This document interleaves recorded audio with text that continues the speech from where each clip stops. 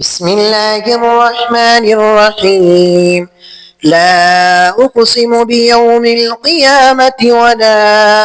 أقسم بالنفس اللوامة.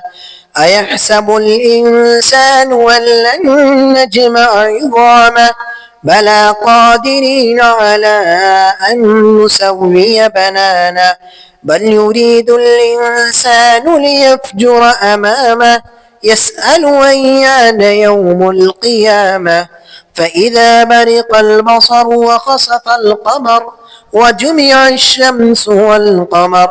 يقول الإنسان يومئذ أين المفر كلا لا وزر إلى ربك يومئذ المستقر ينبأ الإنسان يومئذ بما قدم وأخر بل الإنسان على نفسه بصيرة ولو ألقى معاذيره لا تحرك به لسانك لتعجل به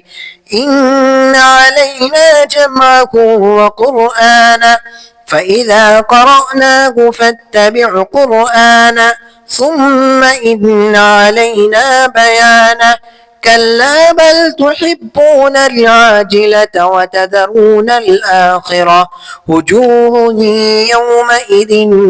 ناظرة إلى ربها ناظرة ووجوه يومئذ باسرة تظن أن يفعل بها فاقرة كلا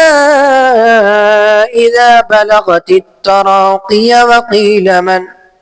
راق وظن أنه الفراق والتفت الساق بالساق إلى ربك يومئذ المساق فلا صدق ولا صلى ولكن كذب وتولى ثم ذهب إلى